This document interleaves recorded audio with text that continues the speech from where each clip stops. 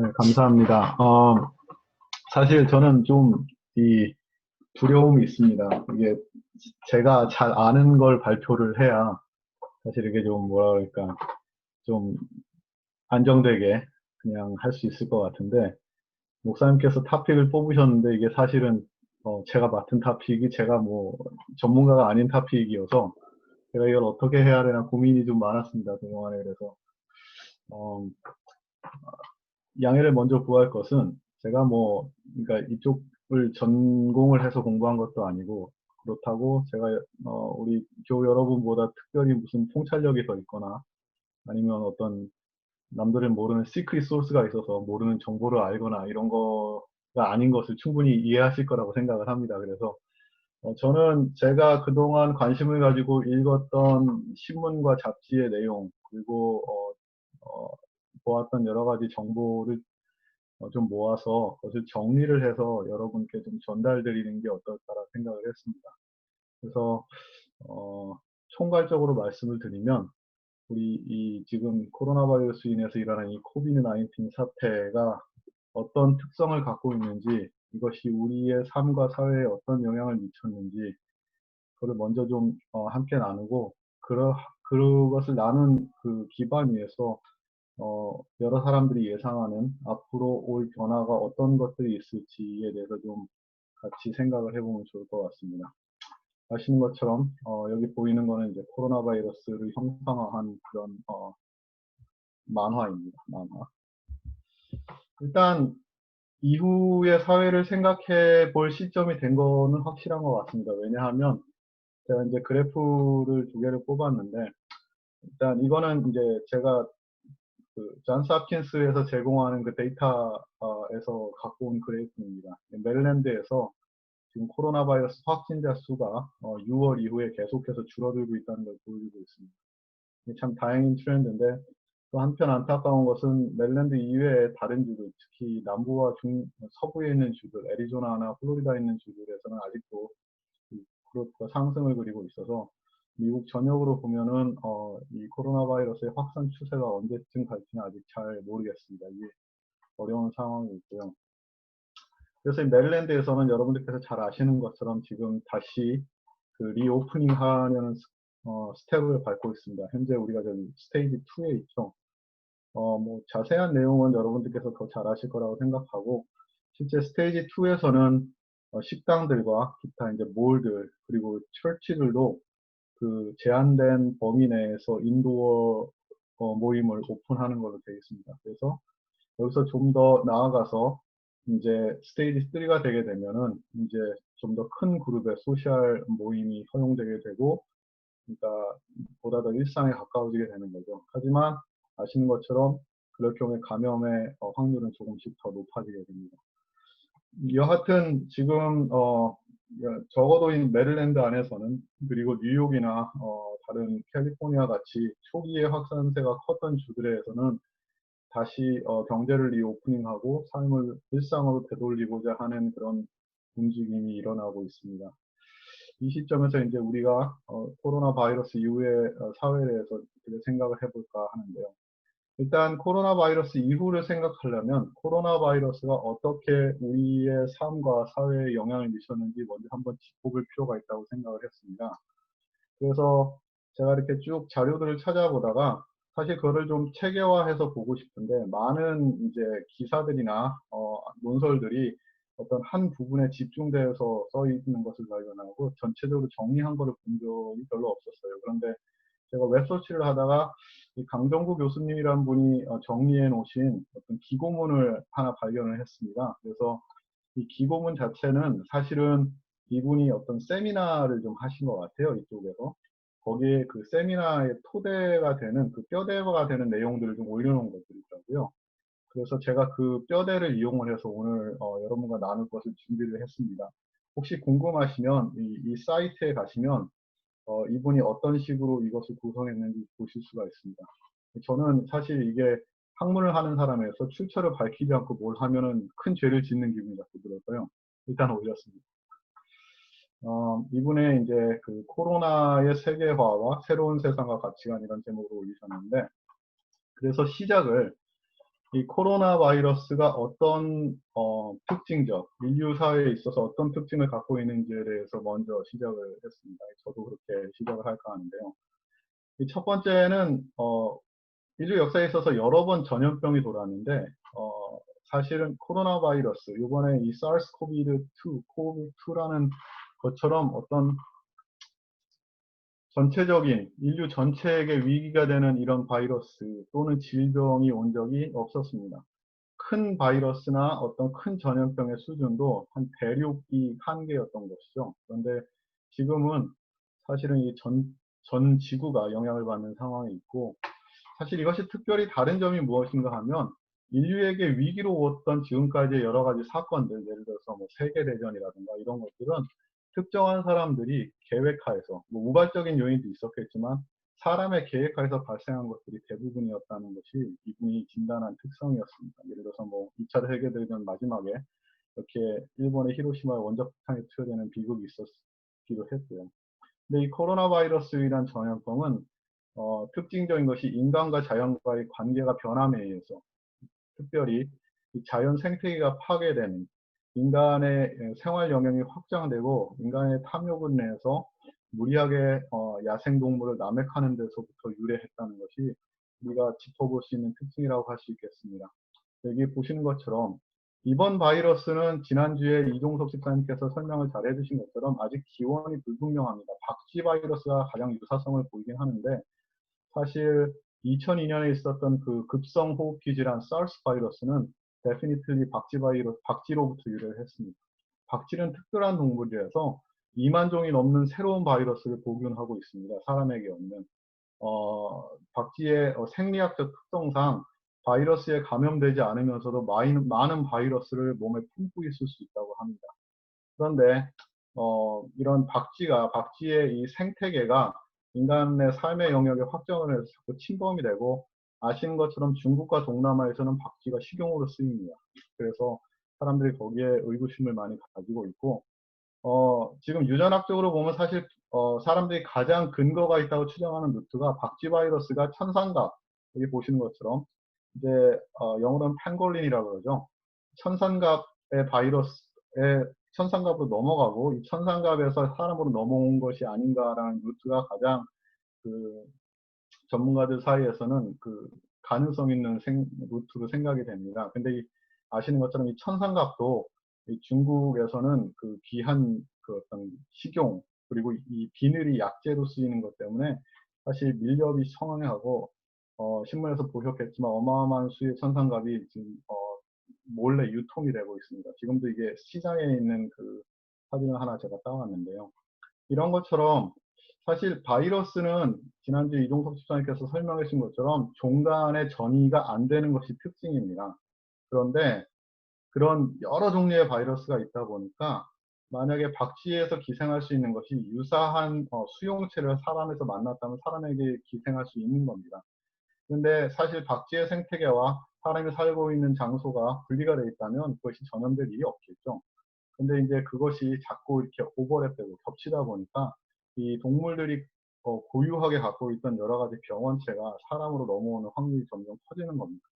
그래서 이제 그런 것이 이번 전염병 사태의 특징이라고 할 수가 있겠고요. 아시는 것처럼 정말 모든 세계가 이 지도에서 보시는 것처럼 남극과 북극을 제외한 거의 모든 나라가 영향을 받았습니다. 정말 뭐 이거는 의뢰 없을 정도의 일이고, 지금 어제 제가 확인해 본 바로 6월 20일 현재 전 세계적으로 확진자가 870만 명이고 그중에 사망하신 분들이 46만 명입니다. 이거는 어, 웬만한 전쟁으로서도 일어날 수 없는 정말 전 지구적인 재앙이라고 할 수가 있겠습니다. 모든 사람이 위험한 상황이고, 하지만 우리가 또 여기서 또 생각해 봐야 될 점은 뭐냐 하면 이 전염병으로 인해서 우리가 갖고 있는 어떤 정치, 경제, 사회 시스템의 불합리성, 불평등성이 드러나고 있다는 겁니다. 특별히 미국에서 여러분들께서 잘 아시는 것처럼 이 소수인종, 유색인종이라고 보통 부르는 people of color, 이 특별히 흑인들, 아프리칸 아메리칸과 그 히스패닉, 남미에서 오신 분들이 이 코로나 바이러스 병으로 인해서 좀 더 피해를 많이 보고 있습니다. 이것이 그 대표적인 하나의 그래프인데요. 여기 파란색으로 보시는 것이 지금 이쪽에 나와 있는 이름의 그 도시들의 그 population, 이 아프리칸 아메리칸이 차지하고 있는 population입니다. 하지만 이 빨간색으로 보이는 것이 그 도시에서 발생한 코비드-19으로 인한 죽음, 사망수의 퍼센테이지입니다. 예를 들어서 루이지애나 같은 경우에는 32%의 흑인 인구가 있지만 사망수에서는 70%를 차지하고 있습니다. 시카고 같은 경우에도 30%의 흑인 파퓰레이션이 도시를 차지하고 있는데 사망자 수에서는 69%를 차지하고 있습니다. 여러 가지 요인이 있겠지만 이 특별히 경제적 불평등으로 인한 어떤 그 건강상의 디스패러티 차이점이나 아니면 사회복지 시스템을 커버되지 않는 의료보험이 없다거나 병원에 가기 두려워하는 이런 것들 때문에 이런 그 차이가 더 두드러진다고 할 수 있겠습니다. 그래서 이 코비드 19은 정말 모두에게 위험하지만 어떤 사람에게는 더 위험한 그런 질병이라고 할 수 있겠습니다. 그래서 앞으로 이것이 어떻게 될 것인가 우리가 모두 다 궁금해하는데 사실 가장 우리가 바라는 것은 치료약이나 아니면 예방할 수 있는 백신이 개발되는 것이겠죠. 그래서 지금 정말 전 세계적으로 정말 이런 일이 없을 정도로 모든 나라가 백신 개발에 뛰어들어서 집중적으로 투자를 하고 있습니다. 지난주에 이동석 수장님이 설명하신 것처럼 보통 백신 개발에는 7년에서 8년이 걸리는데 지금 코로나 바이러스 같은 경우에는 지금 1년 미만의 백신을 개발해 보겠다는 야심찬 계획들도 있고 뭐 닥터 파우치 같은 전문가들도 희망적으로 올해 말 내년 초에는 가질 수 있지 않을까라는 얘기를 할 정도로 지금 빠르게 정말 진행을 하고 있습니다. 그만큼 위기가 크다는 뜻이겠죠.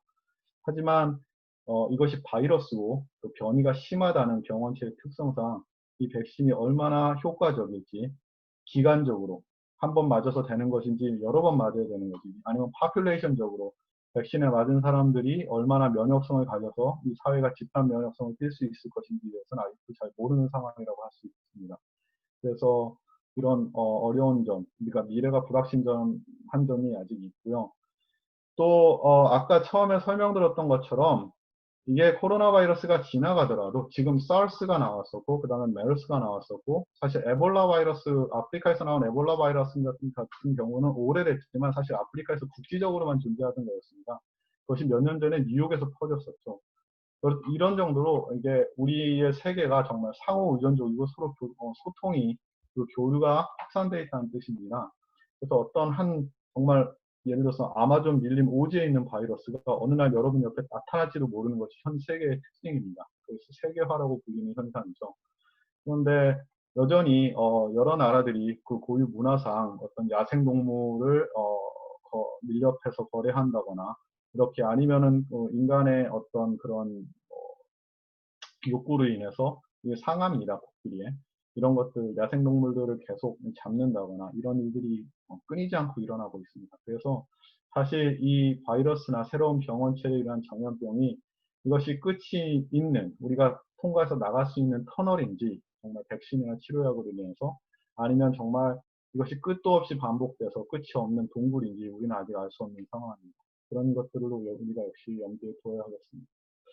그래서 이 코로나 바이러스가 정말 세계적인 전염병이고 큰 위기를 인류에게 불러왔는데 우리 정말 퍼스널리 우리의 삶에도 어마어마한 영향을 미쳤잖아요. 이 3달 동안에. 특히 이제 걸리신 분들은 말할 것도 없고 그렇지 않았다 하더라도 어떤 이 락다운에 대해서 경제적이나 아니면 어떤 사회적인 손실이 말할 수 없이 큰데요. 이런 것들, 이런 손실들, 피해들을 분석하고 이것들을 어떻게 헤쳐나갈 것인가 하는 그런 와중에 정말 여러 가지 의견들과 분석들과 해석들이 백가쟁명식으로 일어났습니다. 그래서 두 번째 토픽은 이 코로나 바이러스로 인해 불거진 세계관의 충돌이라고 할 수 있겠습니다. 첫 번째로 정말 무엇이 옳은 것인가, 무엇이 인류의 미래를 위해서 올바른 시스템인가를 논하게 됩니다. 첫 번째로 우리가 얘기할 수 있는 것이 정치 시스템인데 여기서 크게 던져지는 질문이 어떤 사회가, 어떤 국가가 이런 국가적인 위기가 닥쳤을 때 효과적으로 대처해왔는가를 논하게 됩니다. 사실 코리안 아메리칸에서 우리 한국 사람들은 그 소위 국뽕이라고 불리는 한국의 자랑스러움에 좀 취해 있을 수 있는 시절이었습니다. 왜냐하면 여기서 보시는 거 지금 조금 흐리실 텐데 죄송합니다. 남한이 정말 그 코로나 바이러스의 초기 확산에도 불구하고 잘 통제를 해서 이렇게 잘 막아온 케이스가 되기 때문입니다. 근데 사실 이 바이러스의 발병이 최초로 보고된 중국 같은 경우에는 정말 처음에 급속하게 확산됐지만 다른 나라에 비해서 성공적으로 사실 방역을 성공한 케이스입니다. 잘 막은 케이스죠. 그것이 어떻게 했건 간에. 하지만 반면에 우리가 정말 지금까지 가장 선진적이다, 그리고 가장 발전된 민주주의 정치 시스템을 가졌다라고 평가되어 온 미국과 영국은 상대적으로 어마어마한 확산세와 사망자 수를 보였습니다. 여기 맨 위에 보이는 것이 미국이고요. 그 밑에 보이는 것이 브라질, 이제 3위가 영국입니다. 브라질 같은 경우에는 뭐 일단 문화적인 것도 있고 지금 현재 정치를 이끌어가고 있는 분들이 사실 정말 좀 이 코로나 바이러스에 대해서 되게 무지한 편을 보이고 있어서 어떻게 얘기할 수 없지만 사실 이 미국과 영국이라는 것이 영국의 경우라는 것이 세계에 참 충격으로 다가왔습니다. 어떻게 이런 일이 있을 수 있는가. 가장 선진국이라고 할 수 있는 나라들이. 그래서 이런 어떤 차이가 사실은 우리 서구 민주주의 중심의 세계 발전 모델에 큰 어떤 도전을 가지고 왔습니다. 예를 들어서 중국 같은 경우에는 여러분들께서 혹시 중국인 친구가 있으시거나 아니면 중국의 정치 상황에 대해서 논하실 기회가 있으셨다면 아시겠지만 많은 중국인들은 본인의 나라의 정치 시스템이 독재라고 생각하지 않습니다. 오히려 중국화된 훌륭한 민주주의 모델이라고 생각하고 그것이 세계적으로 이용돼서 확산 가능한 거라는 상당히 강한 자부심을 갖고 있습니다. 사실은 그렇지만 밖에서 보기에는 한마디로 말도 안 되는 소리죠. 일당이 독재를 하고 한 사람, 그러니까 소위 말하는 그 나라를 이끌어 나갈 수 있는 시스템에 들어갈 수 있는 사람들이 한정적이고 그렇기 때문에. 그런데 이 코로나 바이러스에 대처하는 자세가 중국이 자신의 정치 모델이 올바르다는 것을 홍보할 수 있는 큰 계기를 제공했습니다. 사실은 아시겠지만 중국 사람들이 트럼프 대통령의 이 발언이나 아니면은 그동안에 이끌어온 정책적인 방향을 가지고 조롱을 많이 했죠. 그러니까 이렇게 생각하는 거죠. 이게 사실 비민주적이다라고 평가받는 중국은 어떻게 이런 국가적인 위해 조기에 성공할 수 있었는가. 그렇다면 통제 유지의 효율 시스템, 그 어떤 효율성을 중시하는 시스템, 인권을 무시하고라도 이런 것들을 막을 수 있는 그런 시스템이 과연 정말 올바른 것인가라는 질문을 할 수 있게 됩니다. 하지만 그렇다고 꼭 말할 수가 없는 게 어떤 독재나 어떤 권위주의로 인해서 사회를 효율적으로 운영할 수 있기 때문에 중국이 성공했다면 비슷하거나 더 심한 어떤 권력 집중을 보이는 사우디나 러시아는 사실 이 코로나 바이러스 방역에 실패했습니다. 그럼 왜 그런가? 그걸 우리가 또 질문할 수 있는 문제가 되겠습니다. 반면에 한국은 서구 국가들로부터 칭송을 받은 이유가 민주주의를 구현하는 제가 생각하기엔 거의 유일의 아시안 국가임에도 불구하고 정말 훌륭하게 방역에 성공했습니다. 서구 국가들의 그 칭찬의 포인트가 뭐였냐 하면 이 오픈된 민주주의 시스템, 이 오히려 이런 국가적인 위기를 대처하는 데 있어서 더 효율적이고 잘 작용할 수 있다. 그것은 인권을 해치지 않고도 가능하다라는 어떤 예로서 사용이 되었었습니다. 하지만 거기에 이제 소위 말하는 반론을 제기하는 분들이 그렇다면 미국은 유럽은 왜 그런데? 이렇게 말할 수가 있는 것이죠. 저는 오늘 발표에서 제가 어떤 답을 드릴 수 있다고 생각하지는 않습니다. 하지만 이렇게 여러 가지 질문이 되는 것에 있어서 우리가 함께 다시 생각해 보는 것은 상당히 필요하고 또 어떻게 보면 우리가 교회 공동체로서 이 삶의, 이 땅의 삶, 이 세속의 삶을 함께 살아가는 데 있어서 어떤 길을 가야 할 것인가, 공동체로서 우리가 이 땅 위의 삶을 살아가는데 어떤 노선을 취해야 할 것인가를 함께 고민해 보는 데 있어서는 상당히 유익한 질문이라고 생각이 듭니다. 그래서 여러분들께서 이 질문을 함께 좀 고민하시고 마음속에 두시면 상당히 좋을 것 같습니다. 정치에 대해서 얘기를 해봤고, 그 다음에 또 충돌을 보이는 것이 이제 그 정치의 근간이 되는 사회 가치관입니다. 제가 두 가지 예를, 극단적인 예를 들었습니다. 하나는 이제 공동체 중심주의입니다. 한국과 중국을 비롯한 동양에 있는, 아시아에 있는 국가들이 조금 더 잘 체현하고 있는 어떤 사회 가치관이라고 할 수 있겠습니다. 이 공동체 중심주의에서는 국가와 공익이 우선입니다. 아시겠지만 우리나라에는 참 애국자가 많습니다. 나라 위해서 한 목숨을 초계같이 버리신 분이 많은데 사실 그것이 국가라는 것이 나의 가치보다 더 상위에 위치하는 국가에 충성하는 것이 삶의 이유가 충분히 되는 그런 어떤 사회 가치관에서 나온 행동이라고 할 수 있겠습니다.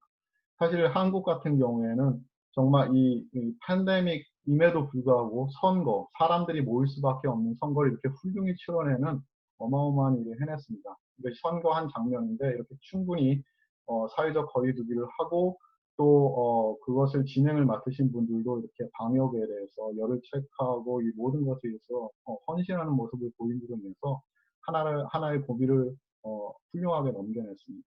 그래서 공동체 중심주의의 미덕이라고 할 수 있겠습니다. 하지만 아시는 것처럼 이 동양에 있어서 공동체 중심주의는 사실 중앙집권제가 몇천 년 동안 지배하고 유교 중심적인 사회관으로 인한 어떤 그런 전통에 의해서 많이 영향을 받았습니다. 하지만 서구와 미국은 사실 봉건영주제, 특히 이제 개인과 어떤 지역사회의 이익을 중심으로 하는 국가보다 그런 봉건영주제의 역사를 가지고 있고 또 프랑스 혁명과 르네상스 시대를 거쳐서 개인의 자유와 인권이 정말 중요하다는 그런 가치관을 성립하게 되었습니다. 그래서 아시는 것처럼 우리도 미국에 살고 있지만 미국에서 가장 중요한 말은 프리덤입니다. 그러니까 뭐 이제 이코노믹 락다운 중에서도 그 프로테스트하러 나오신 분들이 free us라는 말을 많이 쓸 정도로 자유를 중요하게 생각을 합니다. 이런 개인자유 중심주의에서는 어떤 개인 그리고 시민 그리고 인권이 우선이 되게 됩니다. 지금 보는 것처럼 사실 그 미국에 얼마 전에 있었던 메모리얼 휴일이 어떤 미시간에 있었던 호텔 풀장입니다. 정말 많은 사람들이 팬데믹에도 불구하고 모여서 자신의 자유를 만끽하는 모습을 보고 있습니다. 사실 저는 무엇이 옳다 그르다라를 말할 수 있는 위치에 있지도 않고 그렇게 하고 싶지도 않습니다. 각자 가지고 있는 장점과 의미와 또 각자 가지고 있는 부작용이 있을 거지만 우리가 코비드 19이라는 특수한 상황에 있기 때문에 이런 두 가지 사회 가치관이 충돌할 때 우리가 어떤 것에 무게를 두어야 할 것인가 아니면 어떤 것이 올바른 길인가에서 고민할 이유는 있다고 생각을 합니다. 특별히 자유라는 것을 규정하는 데 있어서 미국 사람들이 생각하는 자유, 이게 미국 사회에서 생각하는 자유는 개인의 자유, 개인이 자기가 하고 싶은 것을 선택할 수 있는, 결정할 수 있는 자유를 많이 의미합니다. 하지만 이 코비드 19는 거기에 되게 중대한 질문을 던졌습니다. 이 자유를 정말 그렇게만 규정할 수 있는 것인가? 개인 생활의 자유로 인해서 다수가 대중이 건강과 생명을 지키고자 하는 자유가 침범되어도 되는가? 라는 질문을 던진 것이 이 코비드 19에 있어서 되게 의미심장한 사회학적 질문입니다.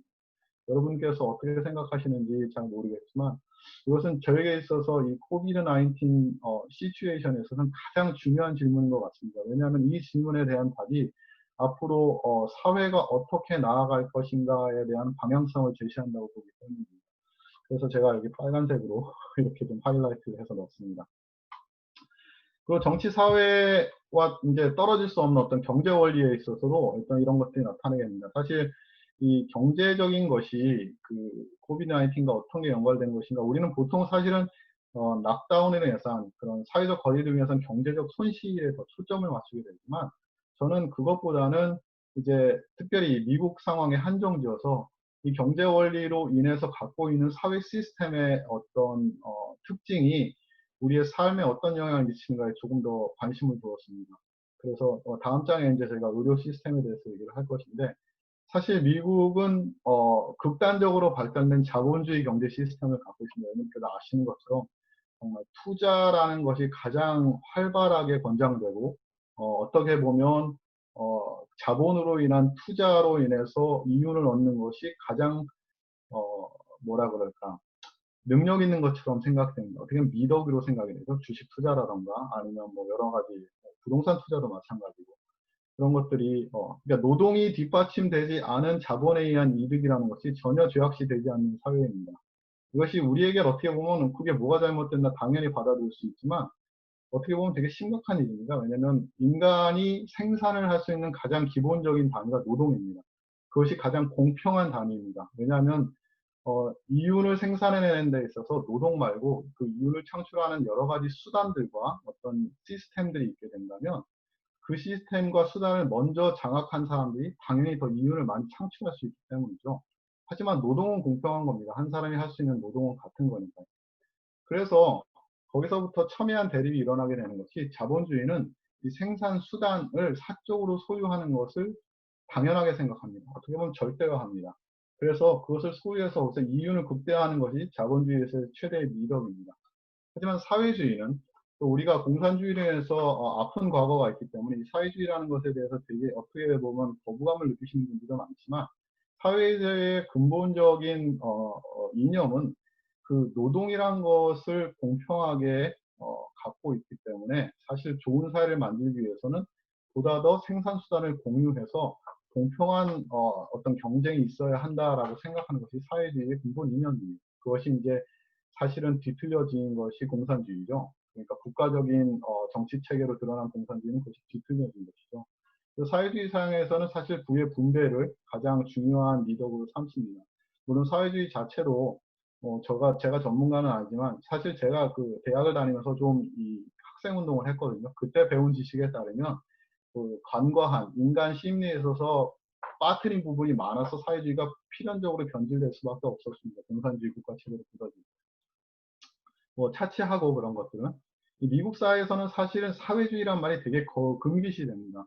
지난 선거에서 그 버니 샌더스라는 분이 센세이션을 일으키기 전까지는 사회주의란 말이 그렇게 나올 수도 없었습니다.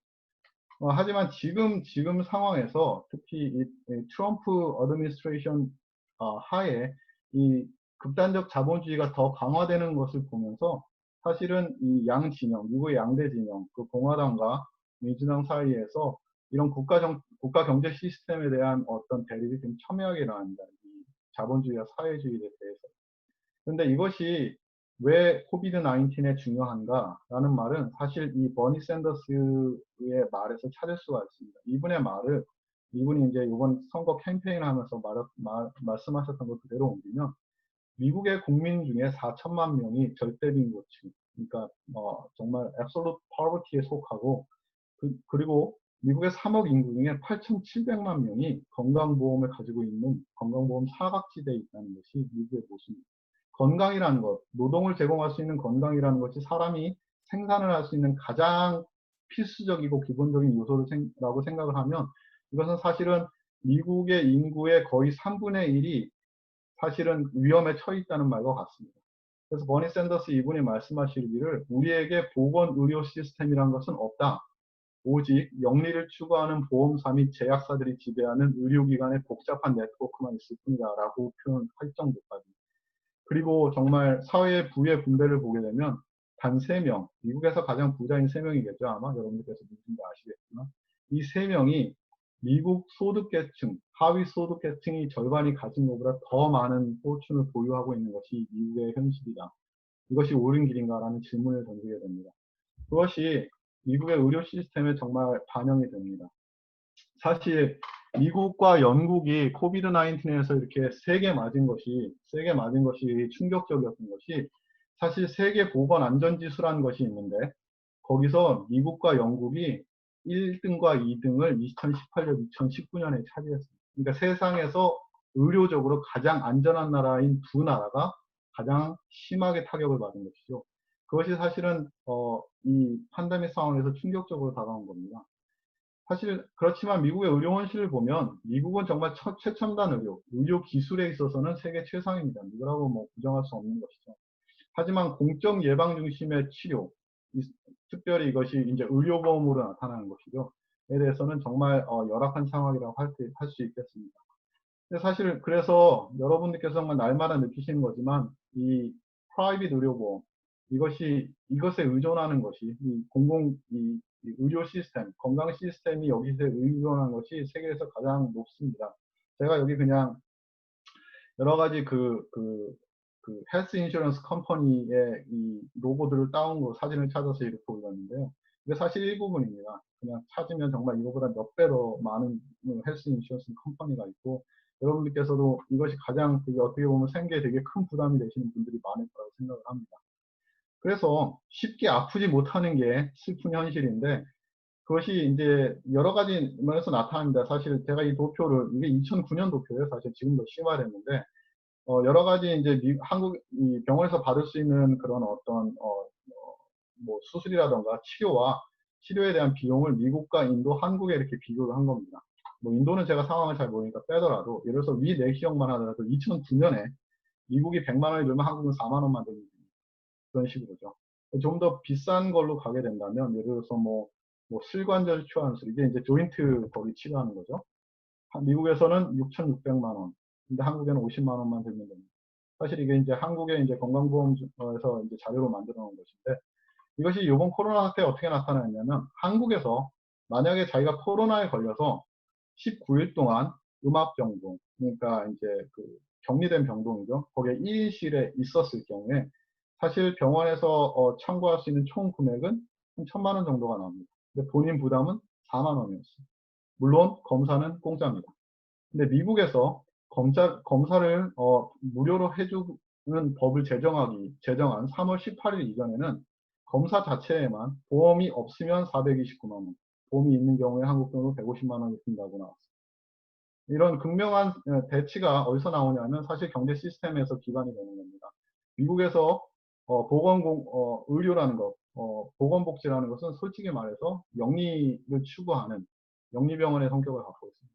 그러니까 공공의료라는 것이 사실 없는 것이죠. 그러니까 이런 팬데믹 상황에서 정말 이것이 계속 나아가야 할 미래인가, 아니면 우리가 이것을 바꿔야 하는 것에 대해서는 심대한 질문을 던지게 됩니다. 그래서 이 코로나 바이러스는 이렇게 지금까지 어떻게 보면 우리가 살고 있는 세상에 되게 심각한 질문, 정치, 사회, 경제, 그리고 의료 분야에서 모든 분야에서 질문을 던지게 됐는데, 그렇다면 이것을 겪고 나고 송현호는 그렇지 않았으면 좋겠지만 이것이 여전히 우리 삶 속에 남아있을 때 앞으로 우리는 어떤 삶을 살게 될 것인가. 그래서 우리가 생각해 보게 됩니다. 사실 이것이 오늘 이렇게 함께 나눈 세미나의 주제인데요. 제가 아까 말씀드린 그 강정구 교수님의 그런 어떤 뼈대를 따라서 좀 큰 범위서부터 작은 범위로 좁혀가면서 여기 좀 말씀드리려고 합니다. 첫 번째는 쉽게 생각할 수 있는 것처럼 뭐 우리는 사실 이렇게 이것이 과연 우리의 개인적인 삶에 얼마나 큰 뭐 영향이 미칠까 하게 되지만, 일단 정치의 영역을 먼저 생각할 수밖에 없겠습니다. 국제 정치요. 분명하게 보시는 것처럼 지금 뭐 가장 첨예한 대립을 보는 게 미국과 중국이죠. 이 국제정치사에서 이 코로나 바이러스 이후의 세상은 인종주의, 자국중심주의, 그리고 배타적 민족주의가 점점 더 힘을 얻게 됩니다. 사실 지금 미국의 리더인 트럼프 대통령이나 중국의 리더인 시진핑 같은 경우에도 서로 우리가 낫다, 너희 탓이다라고 하는 것이 사실 의미가 없어 보이는데, 어떻게 보면 이게 중요할지를 모르겠다는 생각도 들고요. 자국의 이익을 최대화하기 위해서. 자국의 이익을 최대화한다는 것 자체가 어떤 세계적인 공통의 이익을 추구한다기보다는 자국중심주의, 내 나라만 잘 되면 된다는 어떤 그런 기반에서 나오는 거라고 생각하게 됩니다. 그런 와중에 우리가 이제 절실히 느끼는 것이 사실 국제기구의 무력합니다. 이것이 의미를 가지는 것이 뭐냐 하면, 사실 우리가 지금 쉽게 볼 수 있는 이 국제기구들, 제일 대표적인 게 유엔이 있겠죠. 이것이 전 지구적인 위기 이후에 만들어졌다는 것을 우리가 기억해 볼 필요가 있습니다. 사실 세계연합이나 유엔 같은 경우에는 세계 1, 2차 대전을 겪고 나서 이런 비극이 인류에게 다시는 있어서는 안 되겠다라는 공감대 위에 만들어진 국제기구입니다. 그래서 나라 간의 분쟁이나 갈등이 일어났을 경우에는 이 국제기구가 중심이 되어서 이 분쟁과 갈등을 해결해 나가자 하는 것이 이런 것들을 만든 이유가 되었겠습니다. 하지만 여러분께서 보시는 것처럼 이 WHO가 이번에 정말 속칭말로 많이 삽질을 했죠.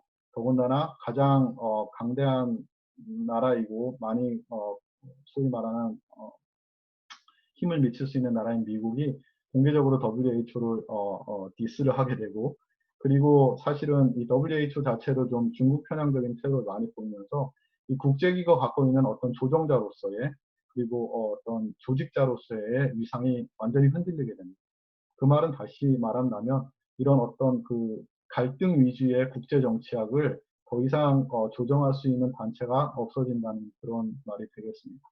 그래서 이제 좀 어려운 상황이 될 테고, 두 번째, 국내 정치에 대해서는 어떤 변화가 가장 절실하게 다가올 것인가. 이것이 사실 제가 본 어떤 기사나 논설에 가장 많이 등장하는 내용이었는데, 뭐 대표적으로 뭐 유발 하라리 같은 호모데우스라는 책을 쓴 사람은 나중에 전부 다 신이 될 것이다. 혹시 여러분께서 아실지 모르겠습니다.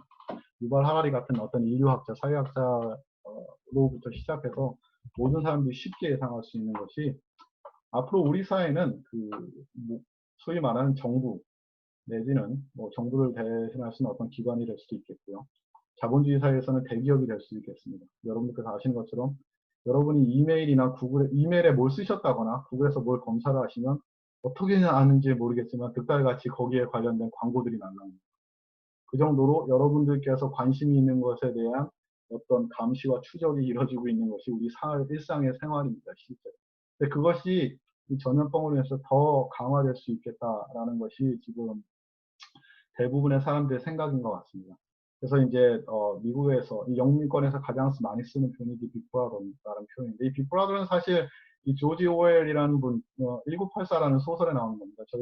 우리가 같이 그 동물농장도 사실은 이제 읽을 거잖아요. 같은 이제 소설가 쓰신 분인데 이 1984라는 것이 사실 미래가 되게 우울한 디스토피아라는 것을 전제로 하고 쓴 소설입니다. 거기에 보면 정부가 항상 여러분들의 일거수일투족 어디로 가는지 무엇을 하는지 누구를 만나기를 감시해서 그를 통제하려고 하는 사회에 살고 있습니다. 사람들이. 그래서 이제 Big Brother is watching 이게 되게 유명한 모토인데요. 그 책으로부터 유래된. 사실은 그 영미권 국가는 중국 같은 국가에 대해서 이런 면에 있어서 비판을 많이 합니다. 여러분들께서 아시겠지만 중국은 이제 그 길거리에 있는 카메라가 지나가는 사람의 얼굴을 인식해서 이 사람이 범법 기록이 있는지까지를 판단하는 상태에 이르렀습니다. 그러니까 여러분께서 뭔가 좀 잘못하면 지나가다가 그냥 잡히실 수도 있어요. 그냥 보통 카메라에 찍혀서. 그것이 AI를 통해서 이루어집니다. 요즘 아시겠지만 인공지능, Artificial Intelligence에 의해서 그냥 얼굴이 찍히고 그것이 시스템에 들어갔을 때 AI가 판단해서 여러분들의 과거를 다 추적을 합니다. 그래서 그것이 뭔가 걸리는 게 나타나면 바로 폴리스에 연결이 되고 폴리스가 여러분을 납법하게 됩니다. 그런 식으로. 사실은 그러니까 어떻게 보면 이동의 자유가 없는 거죠. 그리고 뭐 예를 들어서 이것이 잘못 쓰이게 된다면 뭐 공공의 이익을 위해서 쓰인다라고 반론할 수도 있겠지만 잘못 쓰이게 된다면 여러분께서 현 집권 체제에서 뭔가 반기가 있어서 뭐 프로테스트에 나갔다. 요즘 세상 같은 경우에는 우리가 조지 플로이드를 기억하기 위해서 프로테스트에 나갔다. 근데 뭐 정부에서 그거를 기분 나쁘게 생각해서 여러분의 얼굴을 체증할 수가 있어요. 그것이 데이터에 남아 있으면 향후에 여러분들께 불이익이 돌아올 수도 있는 겁니다. 사실은 이것은 중국만의 얘기가 아닙니다. 왜냐하면 제가 조지 플로이드 프로테스트 기사를 읽는 중에 어떤 분이 이런 걸 올렸더라고요. CNBC인지 CNN인지 제가 잘 기억이 안 나는데 안전하게 집회에 참가하는 법. 반드시 마스크를 쓰시고 얼굴이 사진에 찍히지 않도록 셀폰의 위치 추적 기능을 꺼놓으라고 하더라고요. 왜냐하면 그 셀폰 데이터가 분명히 FBI나 이렇게 정보기관에서 수집이 된답니다. 그래서 다는 아니겠지만 뭐 그럴 일이 없었으면 바라겠지만 행여나 그것이 여러분들의 미래에 있어서 불리하게 작용할 수 있다는 것 때문에 그것을 권고하는 기사를 제가 읽었습니다. 그런 어떤 감시사회라는 것이 전염병 예방과 공공의 건강이라는 명분을 가지게 되면 더 확장되고 확실하게 여러분들의 삶, 우리의 삶에 다가올 수 있다는 것이죠. 그것이 국내 정치에서 가장 큰 변화로 예견되고 있는 겁니다. 세 번째는 이제 우리의 일상생활의 변화입니다. 그래서 가장 많이 쓰이는 단어가 비대면, 한국말에서는 비대면, 대면을 아직 하지 않는다는 뜻이죠. 만나지 않는다는 뜻. 영어에서는 사실 언택트라는 단어는 이번에 좀 신조어인 것 같아요. 그전에 들어보죠. 컨택의 반대말로 언택트라는 사회에 말이 쓰이고 있습니다. 그러니까 서로 사람과 사람이 만나지 않는 생활 습관이 잡히는 거죠. 그것이 사실 이 사진은 그것을 이용하자는 어떤 그 중소기업진흥공단 한국에 어떻게 하면 이제 언택트 사회에서 우리가 이윤을 창출해낼 수 있을 것인가 하는 기사에서 따온 겁니다. 사실 그렇지만 이게 사실 시사하는 바가 있는 것 같아요. 제가 봤습니다. 지금은 이게 여러분이라고 생각을 해보십시오. 이용자가 있습니다.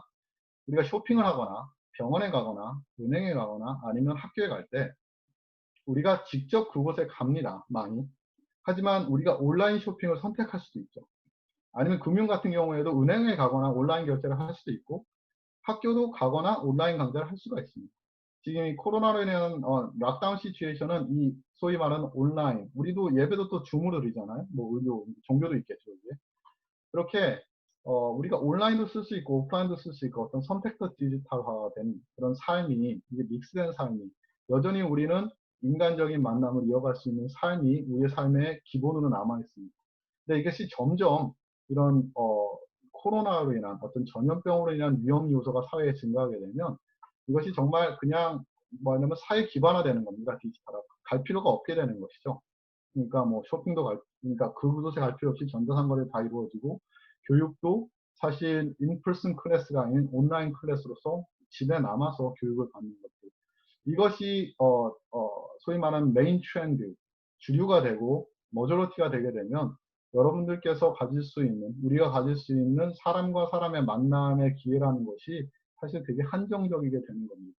이렇게 사회가 변해갈 수 있다는 것. 그런 언택 소사이어티로 변해간다는 것이 지금 되게 크게 예견되고 있는 겁니다. 그래서 사실은 여러분들께서 지금 즐길 수 있는 종교 활동이나 어떤 대중교통이라던가 아니면 쇼핑몰, 여행, 어떤 스포츠 활동 이런 것들은 점점 더 줄어들 것이라는 것이 예견되고 온라인 독서, 비디오 스트리밍, 그 다음에 온라인 음악이나 SNS 활동, 그 다음에 배달, 포장, 온라인 게임 같은 것들이 점점 더 늘어날 것이다. 앞으로. 이렇게 변해갈 것이라는 것이 사실 많은 사람들이 동의하고 있는 추세입니다. 그렇게 됐을 때 필연적으로 어떤 우리가 취할 수 있는 어떤 직업이라는 것에도 직업군이라는 것에도 이제 변화가 나타날 수밖에 없는데요. 많이 들어보셨겠지만 그래서 4차 산업혁명이라는 말이 정말 정말 많이 씁니다. 사실 코로나 바이러스 확산 이전에도 이것이 미래로 갈 길이다, 나아갈 길이다 하면서 많은 사람들이 이것을 칭송하고 갈 길이라고 그러니까 이것을 추구해야 된다는 얘기를 많이 했습니다. 한국도 그렇고 미국도 그렇고. 근데 이게 4차 산업혁명이라는 게 과연 도대체 뭔가 저도 사실 실체를 잘 모르겠거든요. 근데 이것을 설명한 부분을 찾아보면 들어가는 노동력을 최소화하면서 그런 IT 기술과 IT니까 컴퓨터 기술과 그 다음에 인공지능 AI를 이용한 어떤 효율적인 경제활동을 수행하는 것이 4차 산업혁명의 뼈대입니다. 다시 말하면 사람을 쓰지 않고 자동화하고 그리고 거기에 가지 않고 멀리서 원격화한다는 것 이것이 되는 것이죠. 이렇게 얘기하면 되게 뜬구름 잡는 것처럼 들리는데 이렇게 생각하시면 됩니다. 여러분들께서 피자를 드십니다. 피자는 좋은 예가 아니겠군요. 왜냐하면 원래 딜리버리 잘 했으니까. 뭐가 있을까요? 딜리버리 안 하던. 갈비찜. 예를 들어서 한국 식당에서 여러분들이 갈비찜을 드시고 싶으십니다. 근데 예전 같은 경우는 우리가 신촌에서 갈비찜을 먹겠다 그러면 신촌에 가야 했죠. 신촌에 가서 투고를 해와야 됐습니다. 네, 여러분께서 아시겠지만 많은 분들이 이용하고 계시겠지만 지금은 음식을 딜리버리 해주는 회사들이 되게 많습니다.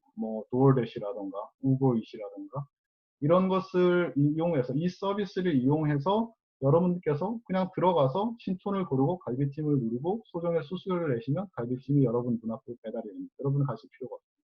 이게 4차 산업혁명의 핵심입니다. 그러니까 소위 말하는 지금 여기서 그러면 새로운 이용이 창출되는 건 뭐였죠? 딜리버리 회사입니다.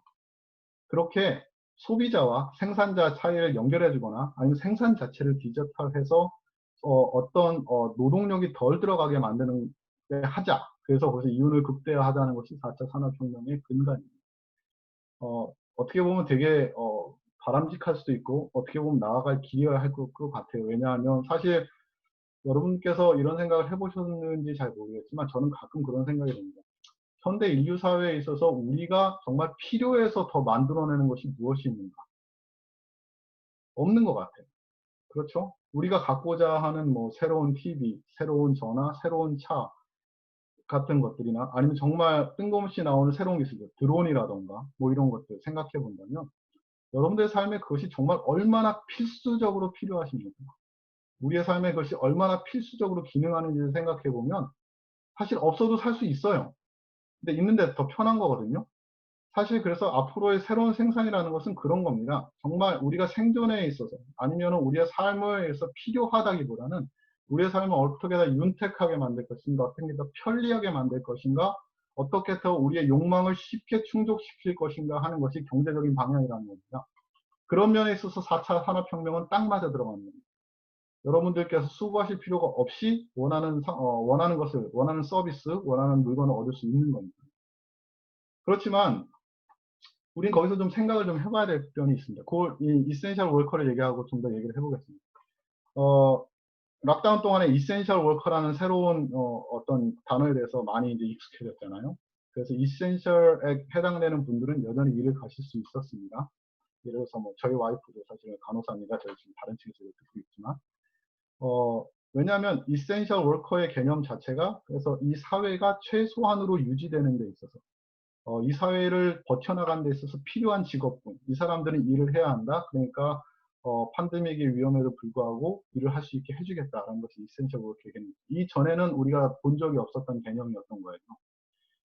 앞으로의 직업에 있어서 이센셜 워커가 좀 더 인기가 있어질 거라는 의견들이 많습니다. 왜냐하면 이런 국가적 또는 사회적 위기 상황에 있어서 여전히 직업을 유지하게 되려면 정말 많은 분들이 직장을 잃었잖아요. 하려면 이센셜한 직업을 가지게 되면 그런 위험으로부터 좀 더 자유롭지 않을까라는 생각을 하기 때문입니다.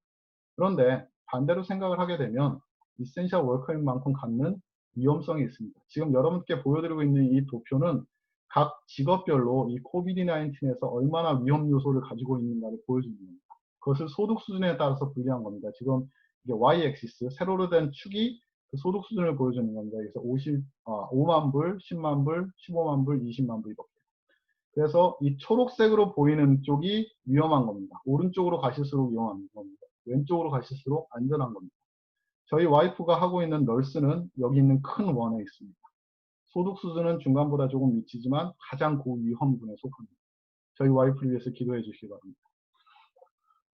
그리고 예를 들어서 사실은 이 코비드 19에 걸릴 위험이 없는데 가장 소득이 높은 분들, CEO, 여러분들 CEO가 되셔야 합니다. 소득 정말 높죠. 근데 정말 안전한 곳에 속합니다. 근데 반대로 소득이 높지만 위험한 곳에 속하는 분들 의사 선생님들이 있습니다. 여러분 자녀분들 의사 선생님 만드는 거 생각을 좀 하셔야 됩니다. 여기 덴티스트도 계시고. 그러니까. 그런데 어떻게 보면 소득 수준이 낮은데 있는 분들이 있습니다. 티처가 어디 있었는데 여기 있군요. 우리 철이 형 같은 경우는 여기 계십니다. 지금 중간에 계시고 우리가 여기서 좀 집중을 해봐야 될 분들은 사실 여기입니다. 소득 수준이 낮지만 위험군에 속하는 분들. 여기 보면 Home Health Aides. 그러니까 예를 들어서 널싱홈이나 이런 데 가시는 여기는 뭐 파란색으로 표시되겠지만 차일드 케어 월커도 있습니다. 사실 이 위험한 보면 상당히 근접해 있죠. 그 다음에 뭐 여러 가지 분들이 있는데 뭐 텔러, 티켓 테이커 뭐 이런 분들도 여기 계시고 우리가 이 이센셜 워커, 이센셜한 잡이나 아니면 4차 산업혁명을 생각하게 될 때 과연 소위 이 트럼들이 주장하는 이런 어떤 개념들이 주장하는 이 밝은 미래가 정말 항상 그런 것인가에 대해서 좀 생각을 해볼 필요가 있습니다. 여러분들께서 갈비찜을 신촌으로 드시기 위해서 딜리버리를 하게 되면 신촌에서 요리를 하시는 분들이나 여러분들은 전염병의 위험에 적게 노출이 되게 됩니다. 하지만 중간에서 딜리버리 하시는 분들은 더 많이 노출이 되게 됩니다. 사실은 4차 산업혁명은 제게는 그런 어두운 면이 있습니다. 여러분들께서 제가 갖고 있는 기본 개념은 같은 수준의 생산을 담보하기 위해서는 같은 수준의 노동이 들어가야 합니다. 기술이 어떻건 간에. 그 노동을 누구에게서부터 끌어올 것인가가 사실은 질문의 핵심인 것 같습니다.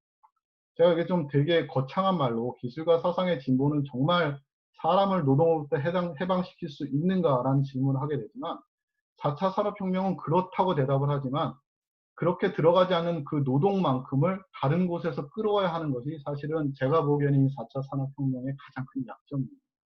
이센셜 월커가 일을 해줘야지 사회가 돌아가게 됩니다. 그만큼 그분들이 위험에 노출되게 되는 겁니다.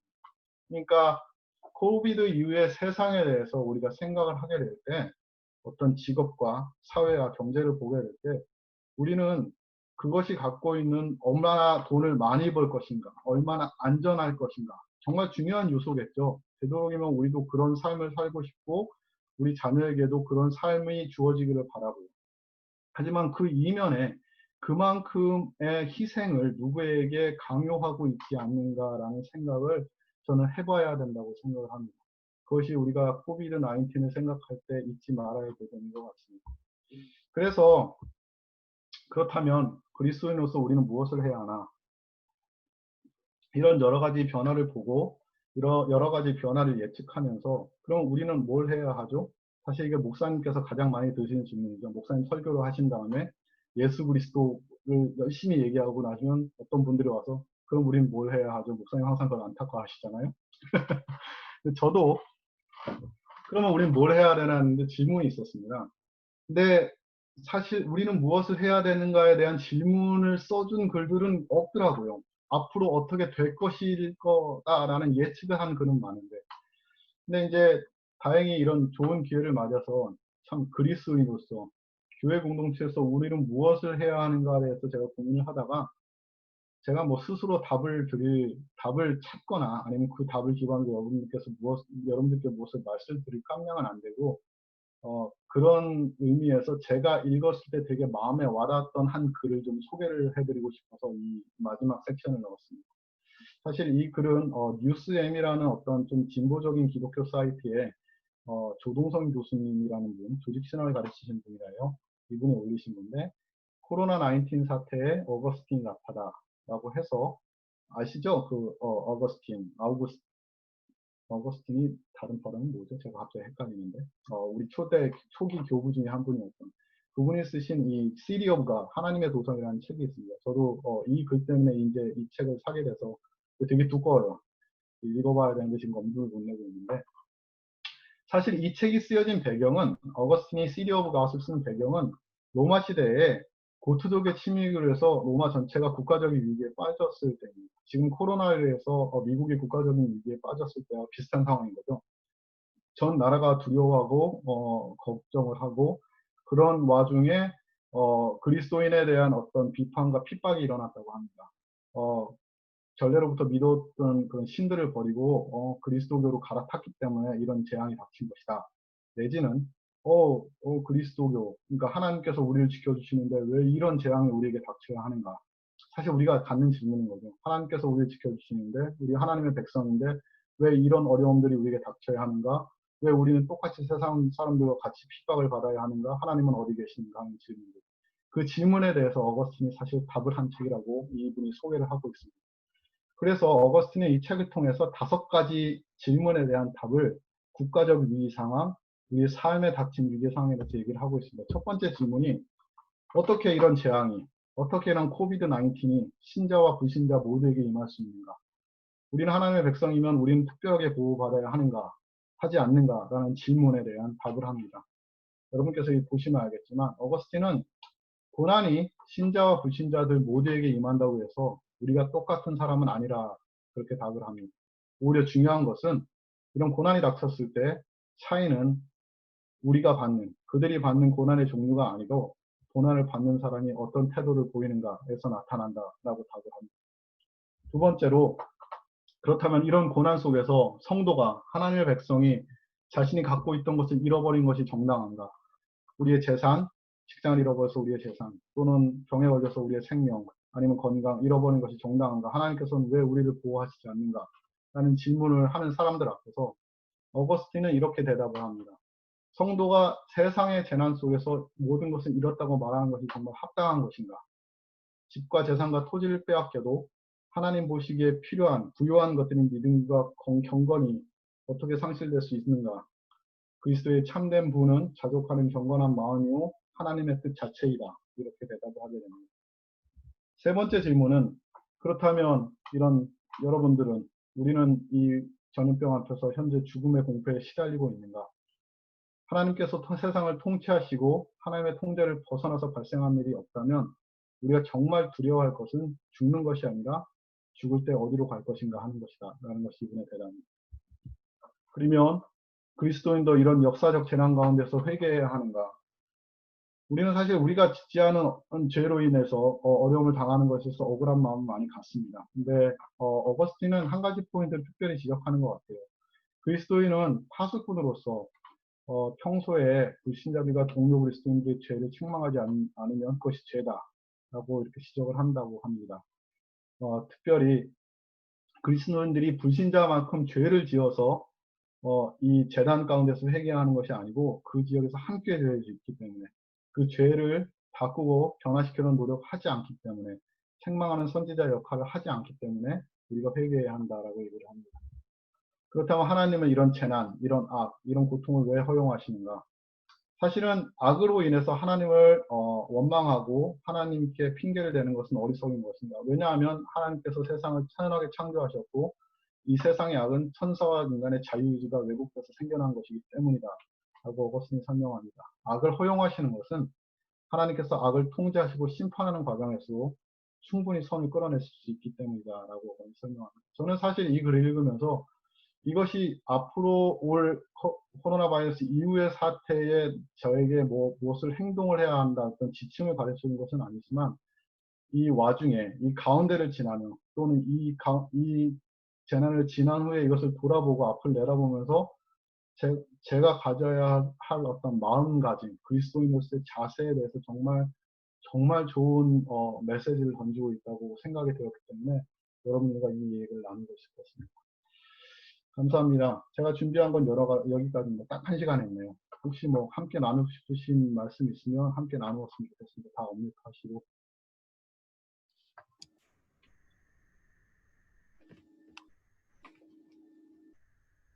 질문 있으시면 질문해 주시면 좋을 것 같아요. 제가 스크린 스탑을 할까요? 다 보실 수 있게? 어떻게?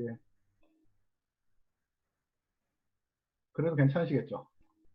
예, 예, 그래도 될 것 같은데요. 예. 제가 좀 한 가지 궁금하면서도 염려되는 것이 아까 그 비대면 사회 등장에 대해서 말씀하셨잖아요. 예. 제 말 잘 들리나요? 네. 예. 근데 이제 예를 들어서 그렇게 그러니까 쉽게 예를 들게요. 그러니까 요즘 아이들이 그냥 혼자 집에서 지내요. 그러니까는 친구를 만나도 우리 어릴 때처럼 이렇게 뭐 만나서 공놀이를 한다거나 막 논다거나 뭐 스포츠 활동을 액티비티 한다거나 같이 플레이 타임을 갖는 게 아니라 주로 이제 뭐 이렇게 SNS나 뭐 유튜브나 이런 거를 많이 워치를 하고 집에 있죠. 집에 혼자 있고 그다음에 친구를 만나더라도 굉장히 얘기를 하더라도 페이스타임이나 이런 식으로 얘기를 해요. 그런 식으로 이제 시간을 많이 보내는데 그러면서 이제 제가 걱정되는 것이 어떤 personality development예요. 그러니까 우리의 인격 자체가 상당히 이런 환경에 유스트가 되면은 앞으로의 어떤 삶에 있어서 인간관계에 있어서 굉장히 큰 영향을 줄 거라는 문제의식이 있어요. 지난번에 제가 TV에서 한국의 급식 과정 밥 먹는 그걸 보니까 이제 이렇게 쉴드를 쳐놓고 우리 예전에 독서실에서 공부할 것처럼 이렇게 쉴드를 투명하게 쳐놓고 거기서 밥을 그냥 먹더라고요. 근데 친구들하고 아무런 얘기를 안 해요. 왜냐하면 침 튀길 수 있으니까. 그러니까 아주 그게 아이솔레이트 된 거죠. 그러니까 아까 표현하신 것처럼 언택트된 그러한 공간에서 이제 시간을 많이 보내다 보니까 저희처럼 막 어렸을 때 같이 막 도시락 뭐 서로 뺏어 먹고 이런 환경이 아니라 지금은 너무나도 다른 거예요. 그러니까 이런 환경 속에서 정말 아이들이 자랐을 때 정말 얘네들은 이런 게 너무나도 자연스럽고 당연하다고 생각을 하다 보면 이러한 나름대로 이런 과정 속에서 형성되는 퍼스널리티가 저는 아주 지금 생각하는 개인주의보다 더 개인주의로 갈 수 있는 찬스가 더 많고 사실 염려되는 부분이 되게 많거든요. 그러니까 이런 부분에 대해서 좀 어떻게 우리가 문제의식을 갖고 어떻게 노력을 하는 게 좋은지 좀 궁금합니다. 개인적으로. 저도 그게 되게 중요한 포인트인 것 같아요. 특별히 제가 지금 이동섭 선생님 말씀드리면서 떠오르는 거는 이런 현상이 있네요. 이거는 사실은 좀 된 일인데 리셋 신드롬이라는 게 있어요. 리셋 신드롬. 여러분께서 아시겠지만 아이들이 게임을 많이 합니다. 게임을 많이 하다가 이제 어려운 단계들하는 높은 레벨에 도달하게 되면 그 게임을 이제 깬다 그러죠. 그 판을 끝내지를 못하고 죽게 됩니다. 그러면 죽기 전에 죽을 것 같으면 죽기 전에 뭘 하냐 하면은 게임을 처음부터 다시 시작해요. 리셋을 해요. 사실은 이 리셋 신드롬이란 말이 어디서 나왔냐면 인간관계, 특히 이 높아지는 이혼율을 설명할 때 많이 등장하는 말입니다. 왜냐하면 어려움이 닥쳤을 때 그 어려움을 극복해서 다음 단계로 나아가기보다는 처음부터 다시 시작하고 싶어 하는 거예요. 그러니까 그냥 관계를 깨버리고 처음으로 돌아가자. 그래서 아시는지 모르지만 대중문화에 있어서 회귀물, 과거로 돌아가는 것을 모티브로 삼는 소설이나 드라마가 정말 많습니다. 요즘. 저는 지금 이종석 소장님 말씀하신 포인트가 어떻게 보면 그 인격을 발달하는 데 있어서 그런 개인주의적인 성향, 그런 언택트 사회가 그런 것을 되게 심화시킬 것 같아요. 왜냐하면 갈등을 극복하는 것, 특히 인간관계에 있어서 갈등을 극복하는 것은 만남과 소통과 그런 어떤, 그러니까 주고받음에 있어서 훈련이 되는 거거든요. 근데 그렇지 않다면 그것을 훈련받을 수 있는 기회가 없는 거죠. 특별히 동년배에 있어서 그리고 동등한 관계에 있어서가 특별히 심할 것 같아요. 왜냐하면 부모님들 같은 경우에는 아이들과 함께 있게 되면 아이들이 부모님과의 갈등을 해결하는 이 대부분의 패턴은 대부분 부모님들이 길을 만들어주잖아요.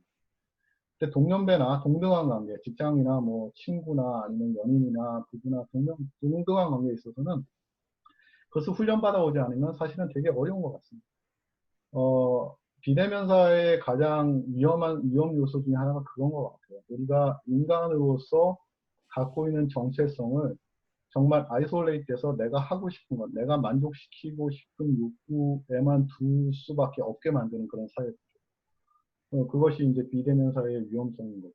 사실은 그런 면에 있어서 교회 학교를 비롯한 어떤 그런 아이들에게 어떤 올바른 사회관계에 대한 체험을 할 수 있도록 해주는 것은 되게 중요하게 우리가 고려해야 될 점인 것 같습니다. 그런 생각이 듭니다. 그 지금 말씀하신 부분에 있어서 이제 저희가 이제 문제의식을 얘기하셨는데 이제 제가 볼 때는 중요한 거는 문제의식을 이야기하는 것보다는 그러니까 당연히 문제의식을 동의해야 되지만 이게 그 어떤 분들은 그렇게 생각하는 것 같아요. 그러니까 이제 조금만 지나면 돌아가겠지.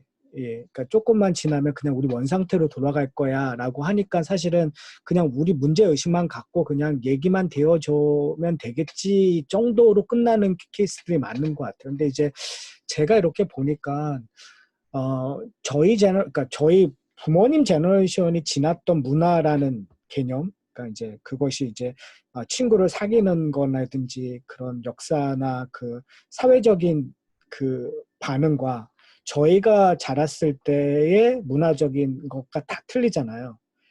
그럼에도 불구하고 친구를 사귀고 친구의 그런 많은 부분들이 있었던 것처럼 제 이삭이가 자라는 거와 제가 생각하는 친구의 관이라든지 친구를 사귀는 방법이라든지 또 재밌는 건 뭐냐면 이삭이와 혜린이가 틀리고 또 걔네들 컬슨이 하는 것들이 다 틀리는 부분이 있는 것 같아요.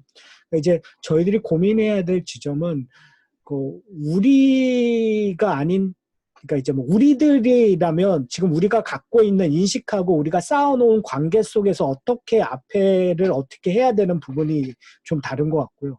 자녀들은 사실은 저희가 다른 상황에서 자라거든요. 그러니까 우리가 생각하는 SNS 하는 거와 게임하는 거가 걔네들이 직접 생각하는 거하고 좀 거리감이 있는 것 같아요. 그러니까 제가 이해하는. 그러니까 나 같으면 그렇게 안 할 건데 제가 이삭이한테 이제 그 중학교, 고등학교 때 게임했을 때 대하는 거와 제가 지금 그 10년이 지난 후에 제가 인식하고 제가 배워서 느껴서 이삭이가 지금 대학생인데 게임했을 때 대하는 거와 좀 틀려요. 그러니까 제가 중학교, 국민학교 때 했던 거와 지금의 태도가 왜 틀릴까라는 생각을 좀 하게 되는데 그것은 저에 대한 부분도 있고 아이들의 부분도 있는 것 같아요. 그러니까 제가 말하고자 하는 포인트는 우리가 생각했던 식으로 넥스트 제너레이션을 생각할 때의 문제점이 야기되는 부분들이 있고 중요한 건 뭐냐면 그럼에도 불구하고 부모님이기 때문에 우리의 자녀에 대한 교육 방법, 뭐가 옳은다는 게 있다면 그 상황에서 어떻게 소위 말하는 그 약점들을 보완해 줄까에 대한 대안성을 갖고 있어야 되는 부분이 있는 것 같아요. 그러니까 이 말을 왜 드리냐면 아까 김지훈 집사님이 얘기했잖아요. 대면했을 때 사회적 기반으로 간다고 얘기해요. 그러니까 최근 한 5년에서 10년 전에 가장 이렇게 핫하게 나온 게 특별히 크리스천 패밀리 커뮤니티에서 가장 힙하게 나온 것이 홈스쿨링이었거든요. 그러니까 홈스쿨링의 기반은 사실은 사회적 기반, 공학교가 해주지 못하는 것들을 우리가 해보겠다라는 거거든요. 그러니까 정치적으로 이런 것들이 안 되니까, 그러니까 대안적인 것들을 이제 만들어 갔었던 거예요. 그러니까 이제 뭐 크리스천은 크리스천 나름대로, 진보 쪽은 또 진보 쪽 나름대로. 그러니까 결국은 그 대안은 이제 사회적 기반이 되면 될수록 각 가정이라든지 우리가 속해 있는 작은 공동체의 가지고자 하는 이념, 뭐 사회관 이런 것들에 맞춰서 그 프로바이드를 해주지 않으면 이제 그런 걸 보충하지 못하는 거죠. 그래서 저희가 이제 고민해야 될 건 뭐냐면 우리 자녀들이 그런 상황에서 우리는 어떻게 할 건가? 부모로서 교회는 어떻게 할 건가를 지금 대안을 만들어서 지금 쌓아가고 실행하고 연습하는, 이게 한꺼번에 완성된 걸 못 만드니까 그거를 해봐야 되지 않을까라는 개인적인 생각이에요. 예. 저도 목사님 말씀에 동의하는 부분이 있습니다. 세대마다 다른 건 사실인 것 같아요. 왜냐하면 사실 제가 어렸을 때는 오락실에 가는 건 죄악시되는 경우였죠. 그런데 저희 아들이 이제 이삭이보다 어리지만 저희 아들, 뭐 이삭이도 마찬가지 세대인 것 같아요. 아이들이 플레이스테이션이나 엑스박스를 안 할 수가 없어요. 왜냐하면 공통의 관심사가 모으고 많은 대화들이 그걸 주제로 이루어지기 때문에 소위 사회 관계성을 맺으려면 그런 걸 해야 되니까 그런 것부터 차이점이 벌써 느껴지게 되는 거예요. 그러니까 아이들이 맞는 관계성의 기반이 되는 것이 우리가 생각하는 것과 충분히 다를 수 있다는 것을 우리가 사실은 잊으면 안 될 것 같습니다. 말씀하신 대로.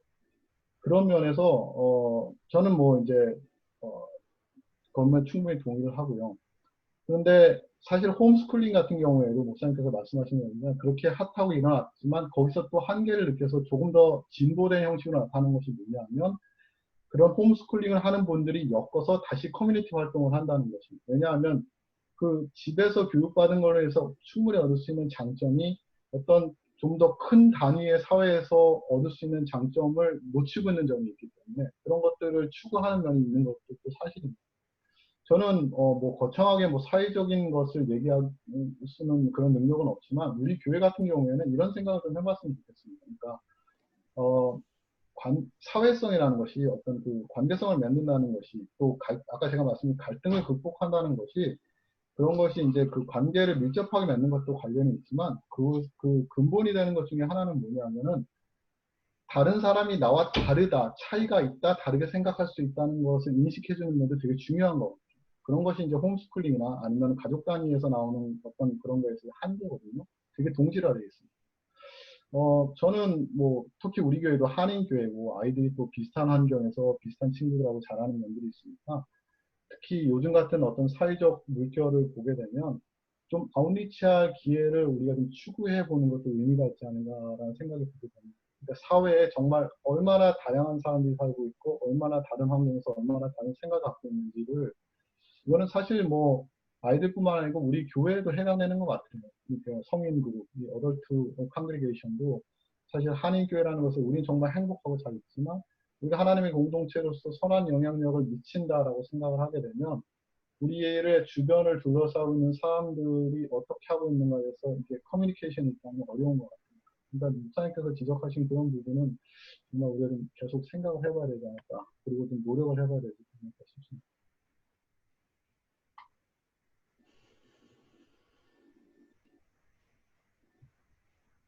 사실 오늘 주제가 이렇게 저는 제일 두려웠던 게 이렇게 딱 와닿는 주제가 아니잖아요.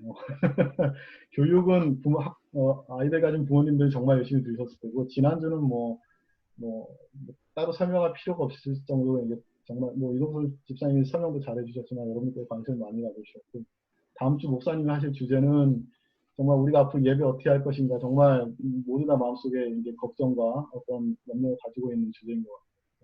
저는 오늘 사실 상당히 이렇게 속담을 좀 쫄아 있었거든요. 사실 이게 얼마나 할까? 그래가지고 잘 모르겠습니다. 여러분께서. 너무 좋았습니다. 네. 생각해 그, 예.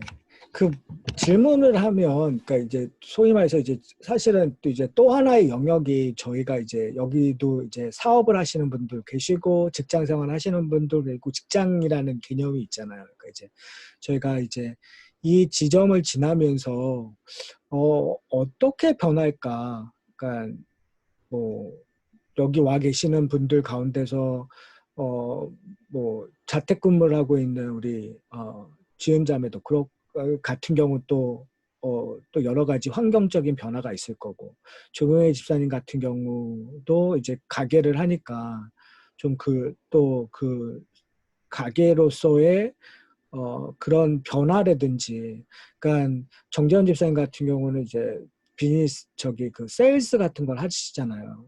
그러니까 이제 그런 부분에 있어서 그 어떠한 생각들을 하고 계시는지 좀 듣고는 싶어요. 그러니까 이제 그냥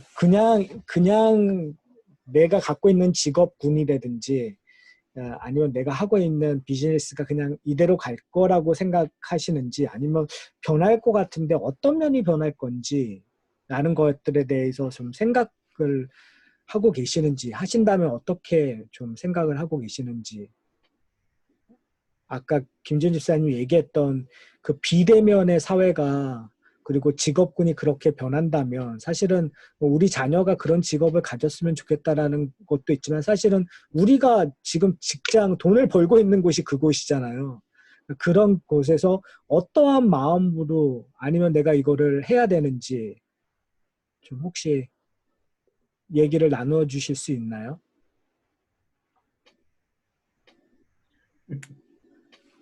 다 엄뮤트를 하고 계시는 건가요?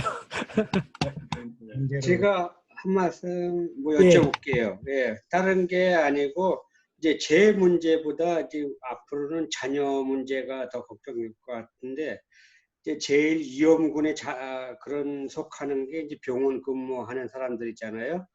그래서 이제 앞으로 직업 선택에 대해서 이게 뭐 그런 바뀌지 않을까 이런 생각이 드는데 그러면은 앞으로 직업 선택을 우리 자녀들 같은 경우는 부모로서 뭐 어떤 거를 하면 좋겠다 이렇게 권장을 해줄 수 있는 뭐 그런 쪽으로 얘기를 해야 되는가 뭐 그런 것도 좀 한번 생각해 볼 문제가 아닌가 이렇게 생각이 됩니다.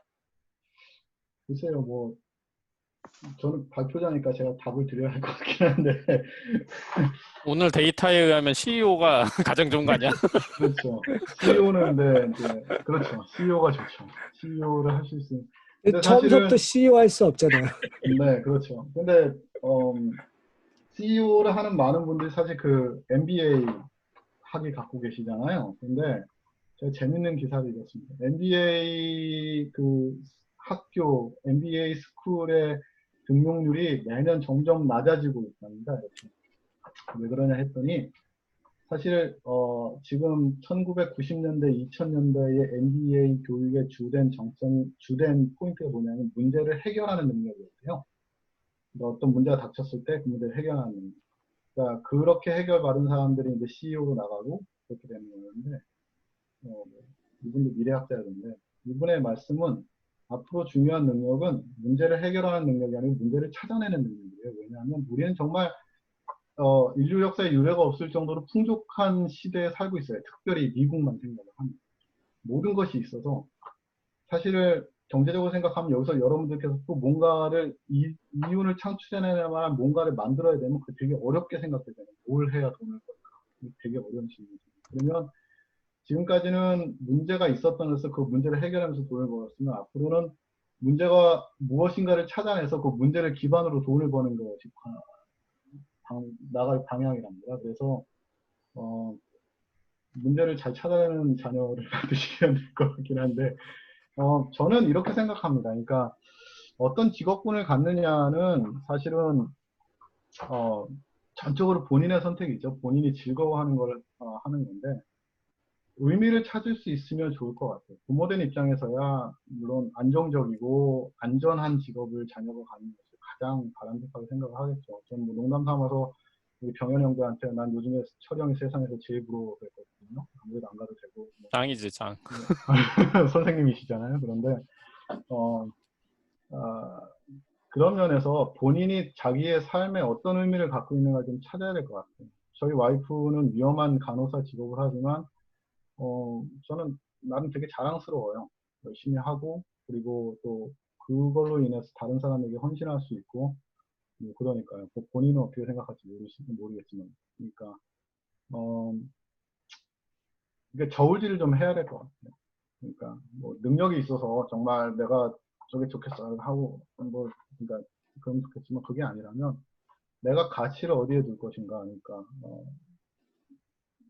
아까 그런 도표만 놓고 보면 이 도표에서 내가 어디쯤에 있으면 내 삶이 가장 행복할 것인가를 찾으면 좋을 것 같아요. 돈을 많이 벌지만 위험한 곳으로 갈 것인가 아니면 그냥 어느 정도 내가 정말 뭐 위험성도 중간 뭐 수익도 중간 뭐 헌신도 중간 이 정도로 갈 것인가니까 어, 그런 거를 추구하는 게 중요한 것 같습니다.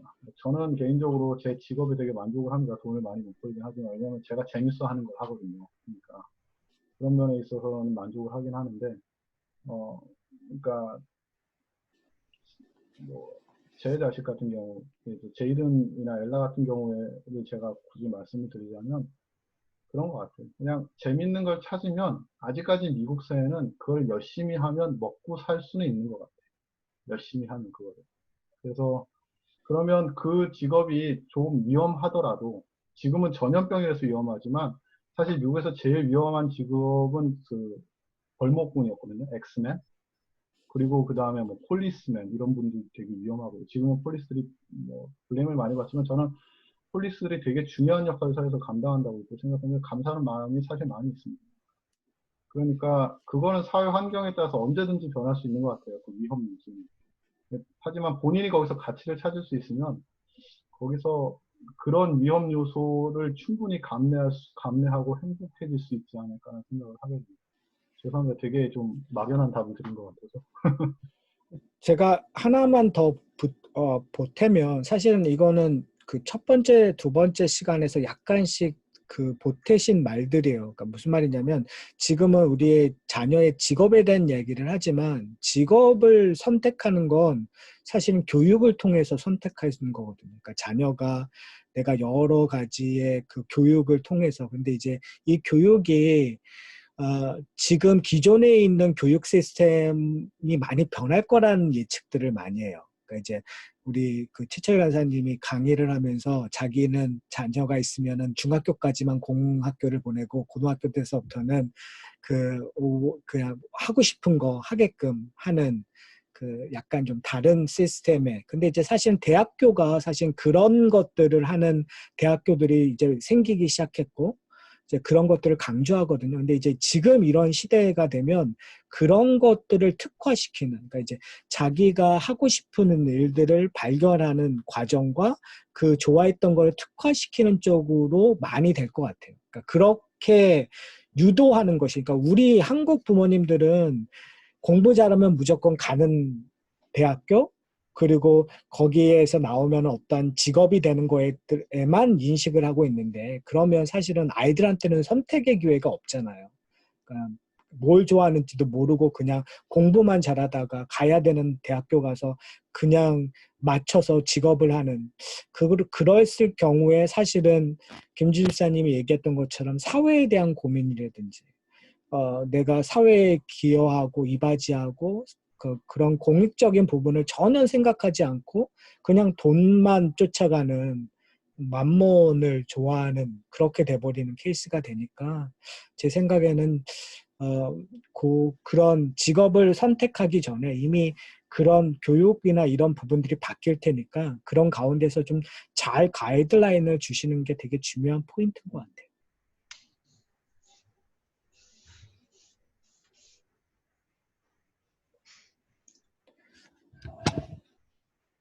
다른 분들 질문 없으시나요? 한 분 정도 더 질문 받고 랩업해도 될 것 같은데요. 그렇죠.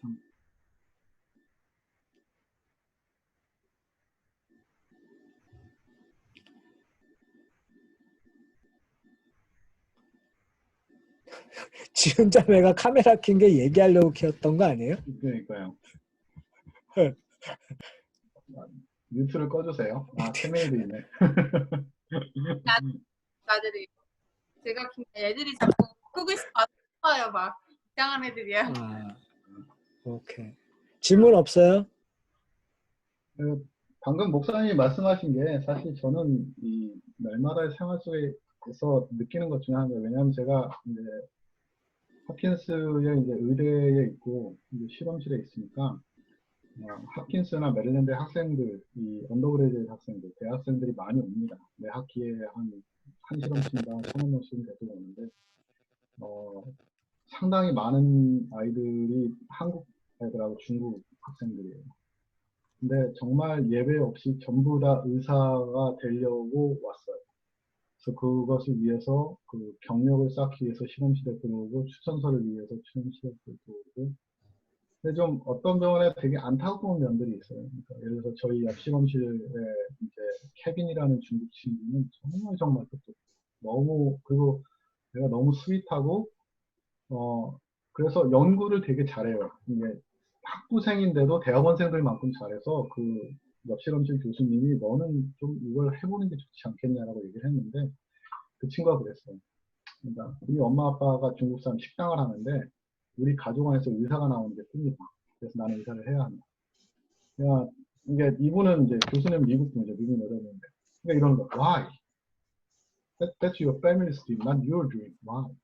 그런데 우리는 그냥 그냥 평범하게 생각하면 그렇지 교수님 말이 맞지 하지만 이 친구는 다른 생각이 없어요. 왜냐면 어렸을 때부터 그걸 듣고 그 부모님의 꿈이 내 꿈으로 체화된 상태예요. 다른 생각을 못해요. 제가 그거를 되게 가까운 친구분 가족한테도 들었어요. 이제 우리 선배님이신데 지금 한국 돌아가시는데 큰아들은 홉킨스 졸업하고 결국은 의대를 받고 둘째 아들은 유펜에 있어요. 공부를 어릴 때 무지하게 시켰는데 그 큰아들이 이제 제가 아는 친구분 밑에서 홉킨스에서 역시 경력을 쌓기 위해서 고등학교 때부터 일을 했어요. 근데 이 친구분이 짓궂어서 걔한테 물어봤거든요. 너는 뭐 할래? 그러니까 저는 의사가 될 겁니다. 정말이다. 아, 정말 의사가 되고 싶어. 의사가 되고 그래서 싶습니다. 이 친구분이 집요해서 물어봤어요. 너 아빠 시켰지? 아니래요. 솔직히 말해 아빠 시켰지. 그러니까 한참 고민하다 맞대요. 그래서 물어봤어요. 너 진짜 세상에 아빠가 없다고 생각하고 너 의사가 되고 싶어? 물어봤더니 애가 정말 어렵게 고민하더니 싫어요 그래. 근데 결국은 그렇게 많은 수로 불구하고 의대에 갔어요. 그러니까 왜냐하면 그 꿈이 자기 꿈이라고 다른 거를 볼 기회가 없었던 거예요. 다른 생각을 해볼 만한. 그러니까 다른 게 얼마나 재밌을까 상상해 볼 만한 기회가 없었던 거예요. 그러니까 저한테 그 시사하는 바가 되게 컸거든요. 그러니까 저도 이제 아이를 키우는 입장에서. 그러니까 모두 좀 그런 생각 좀 해봐야 될 것 같아요. 아이들이 정말 재밌어 할 게 뭔지 적어도 기회는 줘야 하지 않을까. 그러니까 그런 생각을 좀 해보게 됐습니다. 그런 학생들이 홉킨스에 있는 정말 많은 한국 학생과 중국 학생들이. 그러니까 제가 보면 좀 안타까운 마음이 많이 들어요.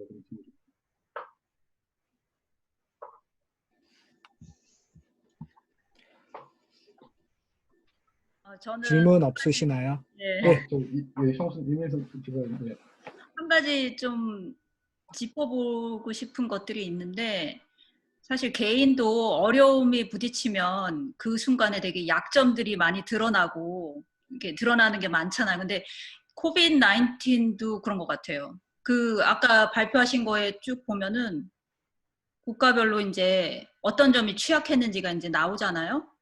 미국 같은 경우도 그 의료 시스템이 좀 문제가 많으니까는 그 사회 경제적으로 불평등한 그런 계층에 있는 분들이 더 위험한 그런 곳에 위험한 그룹에 속하게 되고 또 이센셜 워커들도 역시 위험한데 그 중에서도 더 저소득층에 계신 분들은 위험하면서도 저소득층에 있어서 어쩌면 의료 혜택을 제대로 받지 못해서 더 위험할 수 있고 이런 불평등한 게 너무 많이 드러나는데 그렇다면 또 이제 아까 4차 산업혁명 얘기도 했지만은 우리가 그런 접촉을 피하기 위해서 그런 배달 서비스나 뭐 아마존의 딜리버리 서비스를 마음껏 사용하는데 정말 그러면 우리의 편리함을 위해서 희생을 치러야 되는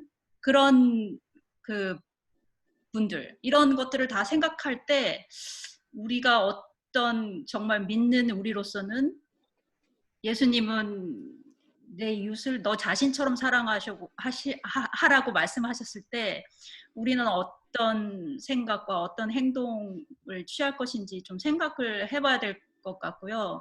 또 공동체로서 같이 또 한번 고민해 볼 게 많은 것 같아요.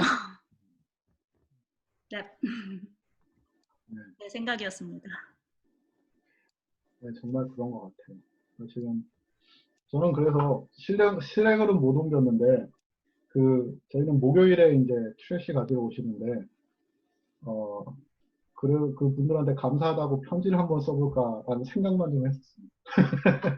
당장 할 수 있는 게 없으니까. 예, 사실 저는 생각은 많은데 잘 못하는 게 가장 큰 문제긴 해요. 사실 그런 것 같아요. 그러니까, 네.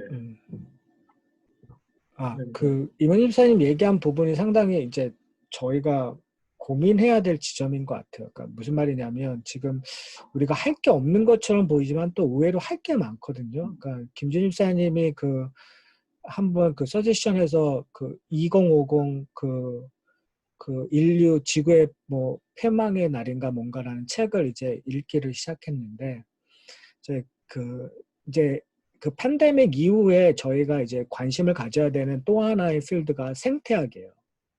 이제 생태학이라고 했었을 때 우리가 상당히 뭐 신학적으로도 저희가 그 하나님 나라의 서막을 읽으면서 여러 가지를 생각하게 되는데 이제 그것이 우리의 삶까지 나오기가 참 어려운 것 같아요. 그러니까 저희 교회도 옛날에 일일 컵 사용하지 않고 플라스틱 컵 사용하지 않고라는 얘기를 많이 했지만 사실은 그렇게 못하는 이유가 참 여러 가지가 있었어요. 근데 이제 그 못한 이유를 근본적으로 얘기하면 우리가 그만큼 거기에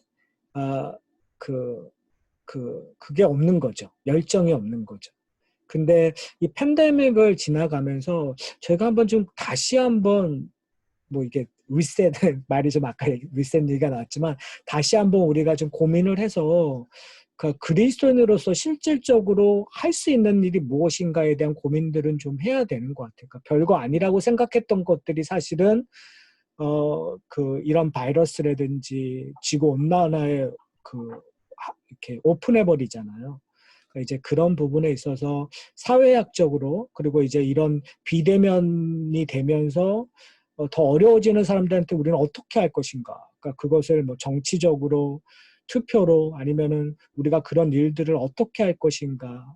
이게 정말 되게 간단한 얘기지만 우리의 사고가 변하지 않으면 흑인에 대한 라든지 히스패닉에 대한 사고가 변하지 않으면 심지어는 불법 체류자에 대한 사고가 변하지 않으면 이거는 되게 어려운 이슈가 돼버리는 것 같아요. 그러니까 이제 아까 말씀하셨던 것처럼 우리가 티피컬한 이민 한인교회면 되게 아무런 문제가 없는 것처럼 여기면서 살아가는 거잖아요. 특별히 저희 교회 같이 서버버에 있는 교회들은 그러니까 이제 이 부분에 있어서 저희가 좀 뭐랄까요 의도적으로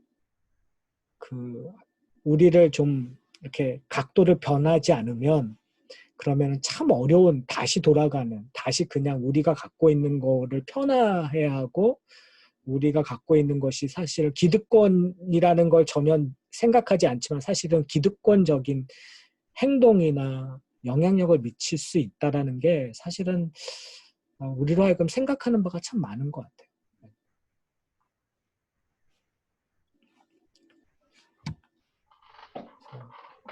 이 정도에서 마칠까요? 네. 네. 그래서 감사합니다. 이렇게 다시 한번 좀 생각할 수 있는 기회가 되어서 저희들이 그래서 다 지난 3번 동안에 우리 발표해 주신 분들이 너무너무 준비 많이 해주시고 또 잘해주셔서 이렇게 저희가 함께 나눌 수 있게 해주셔서 감사하고요. 제가 기도하고 마치겠습니다. 일단 예. 하나님 아버지 감사합니다. 저희 팬데믹 이후에 사회가 어때야 되는지 저희가 듣고 서로 의견을 나누었습니다. 주님 정말 저희들의 생각과 마음을 하나님의 마음을 닮아갈 수 있도록 주님 인도하여 주시고 저희가 이러한 일들을 통해서 불확실성에만 다리를 놓고 있는 것이 아니라 하나님을 의지하는 마음들이 더 커져서 우리 가운데 삶 속에서 평안과 기쁨이 될 수 있도록 주님 인도하여 주시옵소서. 이 시간 주신 것 감사하며 예수 그리스도의 이름으로 기도드렸사옵나이다. 아멘. 우리 수고 주신 김지현 집사님에게 감사합니다.